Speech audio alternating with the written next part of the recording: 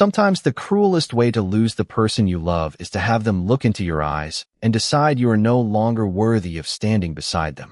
Elena Marlowe learned that beneath 1,000 burning candles, before an entire kingdom, the great hall of Ravenscroft Keep had been dressed for a coronation, its ancient stone walls buried beneath silver banners bearing the black wolf of the royal bloodline, its galleries crowded with alpha lords, noble women, warriors, and elders who had traveled for weeks to witness Nathaniel Ravenscroft receive his crown. Elena stood at the foot of the throne in a pale silver gown, her hands clasped tightly enough to hide their trembling. She had imagined this moment for years. Nathaniel would be crowned Alpha King, and afterward she would kneel before him as his Luna, his mate, the woman who had remained beside him through rebellion, famine, and war. Instead, when the High Elder called her name, silence descended over the hall. Nathaniel did not extend his hand. Elena looked up. He stood above her in black ceremonial armor, the newly placed crown catching firelight, his broad shoulders rigid beneath a dark fur mantle. His face was the face she knew better than her own, yet something in his pale eyes had closed to her. "Elena Marlowe," he said. "Not my Luna, not my mate." Her name sounded painfully small in the vast chamber. The crown requires strength. The kingdom requires an heir. And the Luna beside its king must be capable of protecting the bloodline. Whispers stirred through the galleries. Elena felt cold spread beneath her skin. She knew what was coming before Nathaniel reached for the silver crescent at her throat. His fingers brushed her skin, and for one terrible heartbeat, she remembered those same hands holding hers beside winter fires, remembered him promising that no council and no crown would ever decide whom he loved. Then he tore the Luna pendant away. A collective breath swept through the hall. Before the crown, the council, and every pack sworn to Ravenscroft, Nathaniel declared, "I reject Elena Marlowe as my Luna." Pain struck through the mate bond so violently that Elena nearly collapsed. Her wolf cried somewhere deep inside her, but Elena locked her knees.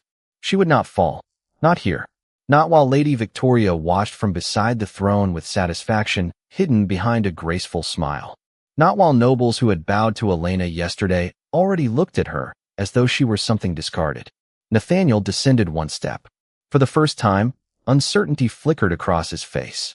Elena wondered whether he expected tears. Perhaps he expected her to beg. Instead, she lifted her chin. "Are you certain?" she asked softly.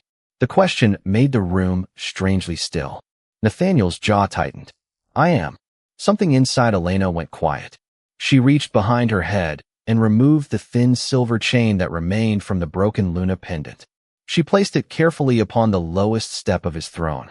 Then she looked at Nathaniel one final time. There was grief in her eyes, but beneath it lay something no one in that hall recognized. Knowledge. "Then what happens after moonrise," Elena whispered, "is no longer mine to prevent." A few nobles laughed nervously. Nathaniel did not. Elena turned and walked toward the enormous doors alone. No one followed her. No one stopped her. Behind her, the coronation bells began to ring, proclaiming Nathaniel Ravenscroft king. But far beneath the castle, deeper than its dungeons and older than its foundations, something answered those bells. A thin silver light that had burned beneath the earth for centuries flickered once, weakened, and began to die. By the time Elena reached the outer courtyard, the coronation bells were still ringing, each heavy note following her like another reminder that Nathaniel Ravenscroft had chosen his crown over her. Servants stopped when she passed, some lowering their eyes, others staring openly at the bare place around her neck where the silver Luna pendant had rested for 7 years. Elena kept walking. She had learned long ago that dignity was sometimes nothing more than refusing to let people watch you break. 7 years earlier, Nathaniel had not cared that she was different. He had been an alpha prince then, broad-shouldered and reckless, with none of the cold discipline the crown had carved into him. Elena remembered the first time he saw her attempt to shift beneath a winter moon. Her bones had changed, her wolf had risen, but the transformation had failed halfway, leaving her shaking in the snow. Other wolves had called her weak shifting since childhood. Some called her defective when they thought she could not hear. Nathaniel had simply wrapped his cloak around her trembling body. "You don't need to become anything else for me," he had whispered. Elena had believed him. Perhaps that had been her greatest mistake. As Nathaniel's father grew ill and the crown moved closer, the whispers around Elena became louder. The council wanted a Luna from an ancient Alpha bloodline, a woman whose wolf could fight beside a king and whose children would strengthen the Ravenscroft dynasty. Elena was neither. Lady Victoria came from the Ashinvale bloodline, famous for warriors who could shift before their 15th year. Elena could barely hold her wolf form for minutes. Worse, each year she seemed weaker. Nathaniel noticed.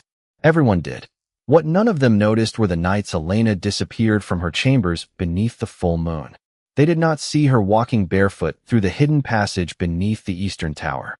They did not see her descend hundreds of stone steps into darkness until she reached a chamber older than Ravenscroft Keep itself. They never saw the silver symbols carved into the floor, or Elena kneeling inside them, while moonlight somehow pierced solid stone and spilled across her pale skin. They never heard her scream when the light entered her veins. By dawn she would return exhausted, sometimes bleeding from her nose, sometimes too weak to lift a cup. She told Nathaniel she had slept badly. He believed her. Month after month, year after year, Elena became weaker while the kingdom remained strangely untouched by the sicknesses, failed harvests, and feral attacks troubling neighboring packs. No one connected those things. Why would they? Elena Marlowe was merely the weak Luna fortunate enough to have been loved by a prince. Eventually, even Nathaniel began looking at her through the eyes of his council. Elena had seen the change. Happen slowly. Affection becoming concern, concern becoming embarrassment, embarrassment becoming distance. She had continued her midnight journeys anyway. She had continued paying a price no one knew existed because thousands of people slept safely behind Ravenscroft borders. But tonight was different. Tonight Nathaniel had broken their bond before the kingdom and declared that whatever Elena had given was worth less than the strength Victoria could offer. Elena crossed the final courtyard as the enormous iron gates opened before her. Behind her came laughter from somewhere inside the castle, followed by another triumphant burst of coronation bells. She did not turn around. Above the eastern mountains, the sun was already sinking. A thin white moon waited in the darkening sky. Elena pulled her cloak tighter and stepped beyond the gates. For the first time in 7 years, when moonrise came, she would not descend beneath Ravenscroft Keep. And for the first time in 7 years, the ancient thing sleeping beneath the kingdom would receive nothing to keep it asleep. The first person to fall was one of the men who had laughed when Elena walked away. Less than an hour after sunset, Captain Roland Pierce stood in the coronation hall with a silver goblet raised to Nathaniel Ravenscroft's new reign when his fingers suddenly opened. The goblet struck the marble floor. Wine spread beneath his boots like blood. Roland stared at his hand as though it belonged to someone else, then dropped to his knees with a strangled gasp. His wolf tried to force a shift, bones cracking beneath his skin, but nothing happened. Around him, celebration collapsed into panic. Healers rushed forward while Nathaniel descended from the throne, his crown suddenly feeling heavier than iron. What happened? He demanded. No healer could answer. Then another warrior doubled over. Then a third. Across Ravenscroft Keep, servants discovered that water drawn from the eastern well had turned dark and bitter. Horses screamed inside their stalls and refused to drink. In the nursery wing, 3 shifter children developed burning fevers within minutes of one another, their frightened mothers unable to summon the children's wolves. Beyond the castle, farmers watched healthy crops curl black beneath moonlight. Ravenscroft had survived wars, plague seasons, and winters that buried villages beneath 10 feet of snow, but nothing had ever spread this quickly. Nathaniel ordered the gates sealed and doubled the guards along the walls. Someone planned this, Lady Victoria said beside him. Your enemies waited for the coronation. Nathaniel wanted to believe her. Poison made sense. Sabotage made sense. Elena's final words did not. What happens after moonrise is no longer mine to prevent. He pushed the memory away. Elena had been hurt. She had wanted him to feel uncertainty. That was all. Yet his wolf had been pacing beneath his skin since she left, restless in a way Nathaniel had never experienced. Find her. The instinct came again, violent enough to tighten his chest. He ignored it. An Alpha King did not abandon his coronation because his rejected mate had spoken a cryptic warning. Then a howl rose beyond the castle walls. Another answered. Then dozens. They were not hunting calls. They were cries of pain. Nathaniel crossed to the nearest window. Moonlight covered the valley, revealing strange patches of darkness spreading through the forest below. Trees were dying before his eyes. Leaves shriveled, branches twisted. Birds exploded from the canopy in terrified clouds, fleeing west as though something beneath the earth were chasing them. "Your Majesty." Nathaniel turned. Elder Marcus Vale stood behind him, his weathered face drained of color. Unlike the others, Marcus was not watching the sick warriors. He was staring at the empty place beside Nathaniel's throne. "Where is the Luna?" Nathaniel's expression hardened. "There is no Luna." The old man went perfectly still. "What did you say?" "I rejected Elena before the court." Nathaniel expected judgment. Instead, Marcus looked afraid. Truly afraid. "When?" "Before sunset." Marcus closed his eyes. His lips moved in what sounded like a prayer. Nathaniel seized his shoulder. "Tell me what you know." Marcus looked toward the window, where another section of forest withered beneath the white moon. "You were never told," he whispered. "Gods help us, your father never told you." A scream echoed from the corridor as another shifter collapsed. Marcus turned back, and Nathaniel saw something close to horror in the elder's eyes. "Seal the lower levels of the castle. Send riders to every village. And find Elena Marlowe before dawn." Nathaniel's wolf surged so violently that his claws broke through his fingertips. "Why?" Marcus swallowed. "Because, my king, you did not reject the weakest woman in Ravenscroft tonight." His gaze dropped toward the ancient stones beneath their feet as a deep vibration rolled through the castle. "You rejected the woman who has been keeping every one of us alive." Marcus led Nathaniel beneath Ravenscroft Keep while the kingdom screamed above them. They descended past the servants' cellars, past the dungeons, and finally through an iron door Nathaniel had walked by countless times without knowing it could open. Behind it waited a staircase carved directly into black stone. "What is this place?" Nathaniel demanded. Marcus carried a lantern ahead of him, but his hand shook badly enough to send shadows jumping across the walls. "The reason your family still has a kingdom." Hundreds of steps below, the air became unnaturally cold. Nathaniel began noticing silver markings cut into the stone, crescents intertwined with wolves, each symbol faintly glowing as though moonlight lived inside the rock. Then they reached a circular chamber. Nathaniel stopped. At its center lay the same pattern Elena had knelt within month after month, but now its silver lines were almost completely dark. "The Moon Covenant," Marcus whispered. "It predates Ravenscroft rule." Nathaniel stared at him. "Explain." Marcus swallowed. "Centuries ago, before the first Ravenscroft king conquered these valleys, something had poisoned the land. Wolves became feral. Children were born unable to shift.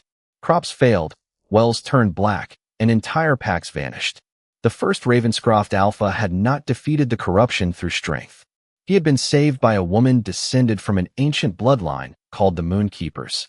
She bound the darkness beneath the earth, creating a living barrier across the kingdom. The histories say my ancestor created the protection." Nathaniel's voice hardened. "The histories lie." Marcus looked toward the dying symbols. "Your ancestor wore the crown. His Luna paid the price." Nathaniel felt something cold move through his chest. Marcus explained that the covenant could not survive through royal blood alone.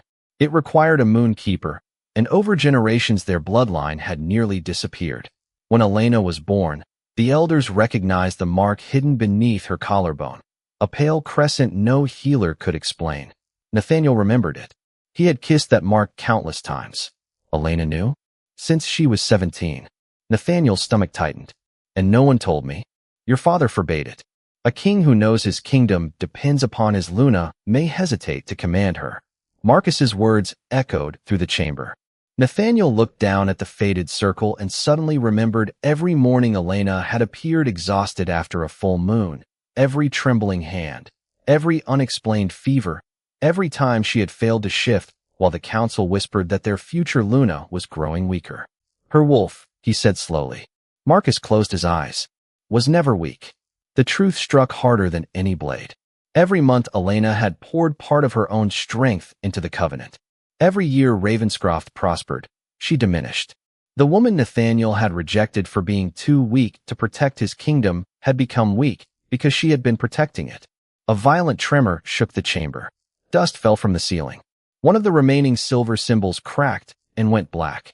Somewhere far above them, wolves began howling again. Nathaniel stared at the dead mark, unable to breathe. "How long?" he asked. Marcus understood the question. Without her, another tremor rolled beneath their feet, stronger this time. By dawn, the outer villages will begin to fall. By tomorrow night, the sickness will reach every pack within Ravenscroft territory. Nathaniel turned toward the staircase. And after that, Marcus looked at his king with hollow eyes. There will be no Ravenscroft territory. Nathaniel had faced armies without fear, but opening the door to Elena's abandoned chamber made his hand tremble. Nothing inside had changed since morning. Her pale blue dress from the previous evening hung across a chair. A half-read book rested beside the bed, and dried lavender still filled a small clay bowl near the window. Ordinary things. Quiet things. Evidence of a life that had existed beside his while he had somehow failed to see it. Nathaniel stepped inside and caught Elena's fading scent, wildflowers and winter rain, and his wolf surged painfully against his ribs. "Find her." He crossed to the dressing table. Several drawers were empty, but the lowest resisted when he pulled it. Nathaniel broke the lock. Inside lay folded cloths stained dark brown with old blood. His breath stopped. Beneath them were bottles of pain tonic, needles, bandages, and pages covered in Elena's handwriting. He lifted the first sheet. It was not a diary. It was a list. Asterisk Miller family, Northern Valley. 2 children sick after winter moon. Strengthened eastern boundary. Asterisk another page. Asterisk 3 newborn pups in Greyhaven. Covenant weakening. Gave more than usual tonight. Asterisk another. Asterisk Nathaniel returned safely from western battle. Thank the moon. Asterisk page after page recorded villages, harvests, births, illnesses, storms, attacks, all followed by careful notes describing how much strength Elena had poured into different sections of the covenant. Nathaniel's fingers tightened around the paper. He remembered those nights differently. He remembered finding Elena pale at breakfast and asking why she was always tired. He remembered the council complaining that a future queen who could barely remain standing after a full moon would embarrass the crown. Worst of all, he remembered agreeing. Once, after Elena collapsed during training, Nathaniel had told her perhaps she simply lacked the strength required of a Luna. She had looked at him for several silent seconds before answering. Perhaps. Now he understood why she had not defended herself. His knees struck the floor beside the bed.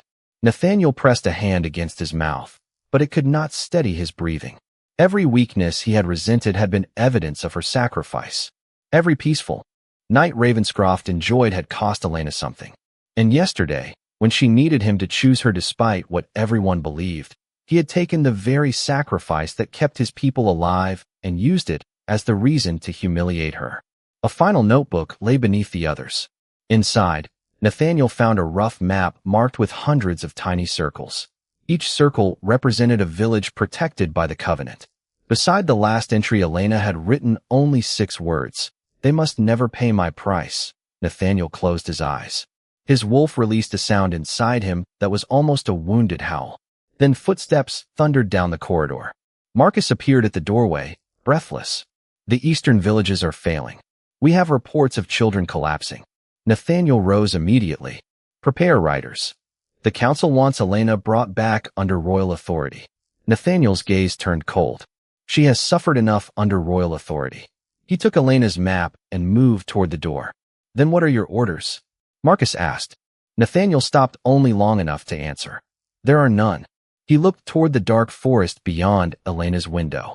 Somewhere out there was the woman he had rejected, carrying wounds he had finally learned to see. "I am not sending soldiers to drag her home." Nathaniel removed his crown and placed it on Elena's table. "I'm going to ask her myself." By midnight, the same people who had watched Elena Marlowe leave Ravenscroft keep in disgrace were demanding that she be dragged back in chains. "She has a duty to the pack," Lord Herrick snarled across the council chamber. "Whatever happened between her and the king is irrelevant now." Lady Victoria stood beside the empty throne, her beautiful face sharpened by impatience. "Send the royal guard. She knows the kingdom will die without her. If she refuses willingly, compel her." Nathaniel stood at the head of the table without his crown. Hours earlier, he might have heard reason in those words. Now he heard only the same cruelty that had allowed generations of women to bleed beneath the castle while kings receive the glory. No, the single word silenced the room. Victoria stared at him. Nathaniel, thousands could die. Which is why I am going to find her. Then command her to return. Nathaniel's eyes turned cold. Elena is no longer my Luna. I made certain of that before all of you. No one answered. Nathaniel left before anyone could see how much the admission cost him. He rode alone into the northern forest, following Elena's fading scent while moonlight turned the deadening trees silver. Twice he passed wolves collapsed beside the road. Near Greyhaven, villagers crowded around a well that had become black as ink. Every mile showed him another piece of the kingdom Elena had silently protected. Near dawn, he found her beside an abandoned hunter's cottage at the edge of the mountains. Elena stood beside a small fire, wrapped in a dark traveling cloak. She did not look surprised when Nathaniel approached. They finally told you, she said. Nathaniel dismounted slowly. Yes. Elena gave a tired smile, without warmth. How unfortunate for them. He stopped several feet away. Every instinct screamed at him to close the distance, to touch her, to make certain she was safe.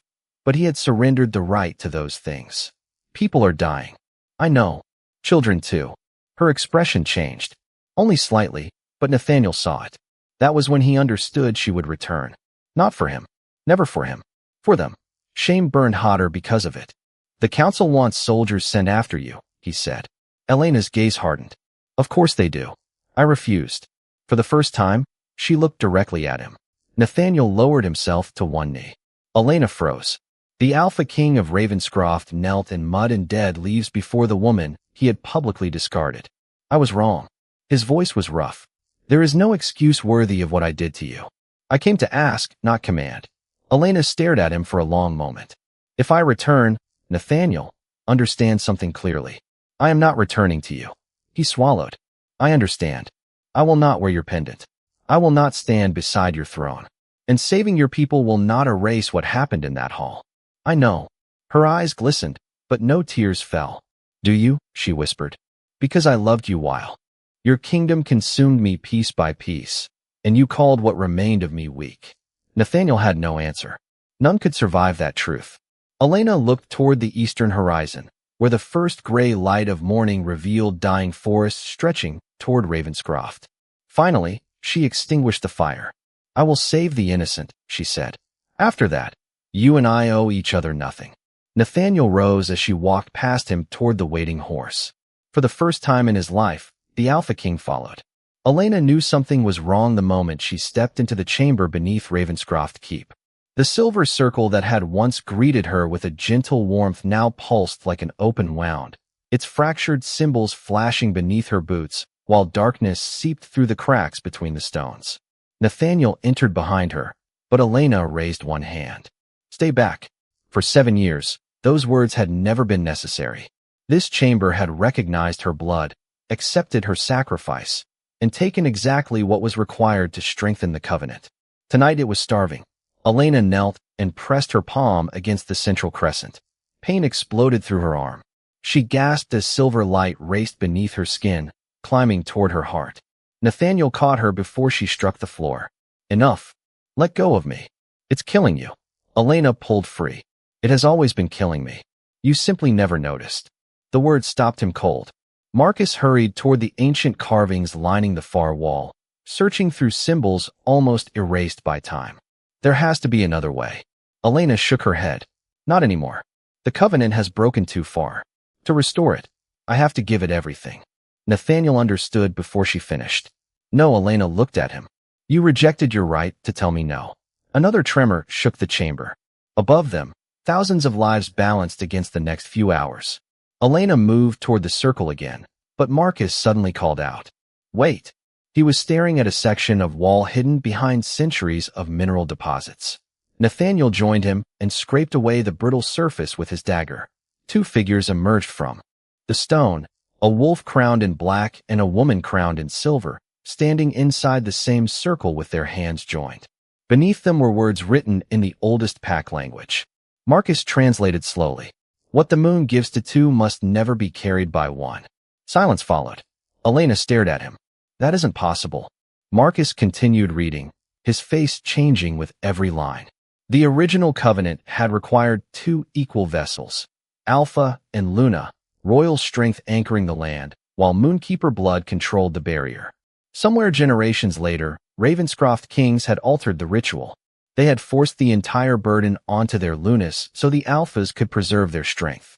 Then they erased the truth from history. Nathaniel looked sick. My family did this. Your family benefited from it, Elena said. Nathaniel turned toward the circle. Then my family ends it. Elena grabbed his arm. You don't understand what it will take from you. I understand what it took from you. You could lose part of your wolf. Your strength. Maybe permanently.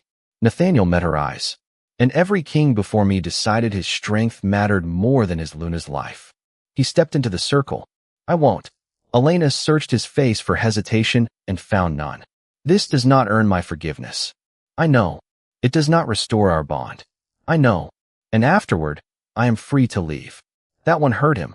She saw it. Still, Nathaniel nodded. Yes. Elena slowly placed her hand in his. The chamber reacted instantly. Silver fire erupted around them, racing through the ancient symbols as the floor shook violently. Nathaniel's fingers tightened around hers when the first wave of pain struck. His knees nearly buckled. For the first time, the Alpha King felt what Elena had endured alone for 7 years. And as the covenant began demanding its price, Nathaniel did not release her hand. The pain became unbearable before the covenant was even halfway restored. Nathaniel dropped to one knee inside the silver circle, his hand locked around Elena's as fire seemed to tear through his bones from the inside. His wolf roared beneath his skin, fighting an agony it had never known, but Elena remained standing beside him, pale and shaking. This, she whispered through clenched teeth, is what I felt every month. Nathaniel looked at her and finally understood that 7 years of her life could never be repaired with an apology. Silver light spread outward through the chamber, filling one ancient symbol after another, and far above them the first poisoned wells began clearing. Feverish children drew easier breaths. Wolves who had lost their ability to shift felt their animals stirring again. Then footsteps thundered down the staircase. The chamber doors burst open, and Lady Victoria entered with Lord Herrick and 6 armed council guards. Stop the ritual, Herrick shouted. Elena's concentration broke for half a second, and darkness surged through the floor. Nathaniel forced himself upright. Leave. Victoria stared at the joined hands inside the circle. You have no idea what you're doing. If the old covenant is restored, the crown loses half its authority over the protective wards. Nathaniel's expression hardened. So you knew. Silence betrayed her. Marcus stepped forward in horror. The council preserved the secret? Herrick drew his sword. 4 generations. Because kingdoms cannot survive with divided authority. Elena understood then. This had never been merely about tradition. The council had wanted Lunas weakened because weakened Lunas could never challenge their kings. Victoria had been chosen because she had no Moonkeeper blood and would leave the old system untouched. You pushed Nathaniel to reject me, Elena said. Victoria's mouth tightened. You were supposed to disappear quietly. Herrick lunged toward the circle. Nathaniel released Elena's hand only long enough to intercept him. Steel struck steel. Nathaniel was weakened by the ritual, but rage gave him enough strength to drive Herrick backward. The guards hesitated, torn between the council and their king. Anyone who touches her answers to me, Nathaniel growled. Victoria seized a ceremonial blade from the wall and rushed toward Elena. Elena turned just as Victoria entered the circle. Silver energy exploded between them, throwing Victoria across the chamber. She struck the stone and collapsed. Herrick froze. Nathaniel knocked the sword from his hand. Arrest them. This time the guards obeyed. Nathaniel returned to Elena, blood running from his palm. Finish it. She took his hand again. Together they stepped into the center of the covenant. The final symbol ignited. Pain ripped through both of them, but neither let go. Silver light erupted upward, passing through stone as though the castle were made of smoke. Across Ravenscroft, the darkness retreated. Blackened rivers became clear. Withered trees stopped dying. Wolves lifted their heads as strength returned to their bodies. The ancient corruption beneath the kingdom screamed once, a sound felt more than heard, before the renewed barrier crushed it back into the earth. Then silence filled the chamber. Nathaniel collapsed beside Elena, both breathing hard. The silver markings no longer flowed only toward her. Half curved around Elena, Half surrounded Nathaniel. Equal. Marcus stared at the restored covenant with tears in his eyes. It's done. Elena slowly released Nathaniel's hand. Above them, morning sunlight broke across a kingdom that had survived the night. Nathaniel looked at Elena, perhaps expecting relief, perhaps hoping for something more. She gave him neither. Ravenscroft was safe. Their people would live. But when Elena looked toward the staircase leading out of the chamber, she knew saving the kingdom had never meant she had to remain in it. 3 weeks after the night Ravenscroft nearly died, Elena Marlowe rode through the same castle gates she had once crossed in disgrace, but this time no one laughed. The poison wells ran clear again. Children who had burned with fever played in village streets. Wolves shifted beneath the moon without pain, and green leaves had begun returning to the forests. Lord Herrick and the council members who had protected the old covenant were imprisoned awaiting judgment, while Victoria had been stripped of her title and sent back to a Shinvale under guard. Nathaniel had done something no Ravenscroft king before him had dared. He opened the sealed royal archives and made the truth public. Every pack learned that generations of Moonkeeper Lunas had been sacrificed so their kings could appear powerful. Elena's name was spoken differently now. People bowed when she passed. Some cried. Others begged forgiveness. None of it gave back what had been taken from her. Nathaniel understood that better than anyone. He never asked Elena to wear the Luna pendant again. He never asked her to return to his chambers. Instead, he spent those 3 weeks rebuilding the laws that had allowed the council to control the women beside the throne.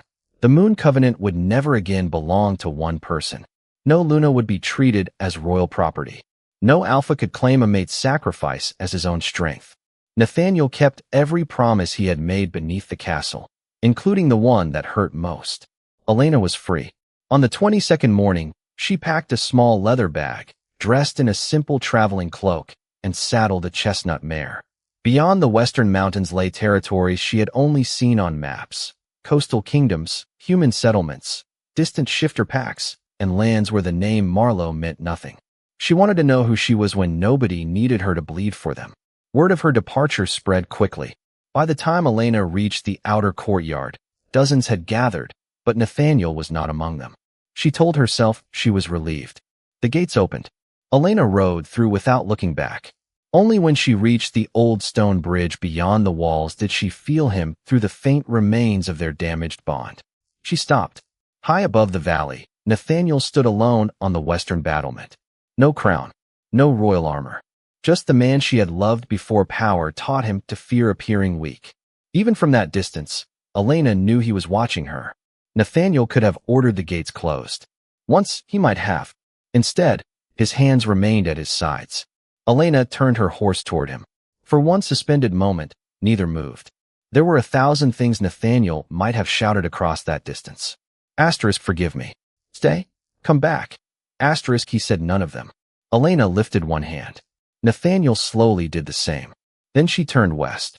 The road narrowed between autumn trees, before climbing toward mountains painted gold by morning sunlight. Nathaniel remained on the battlement as Elena became smaller against the horizon.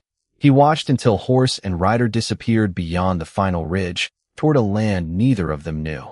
Perhaps one day another road would bring her home. Perhaps it would not.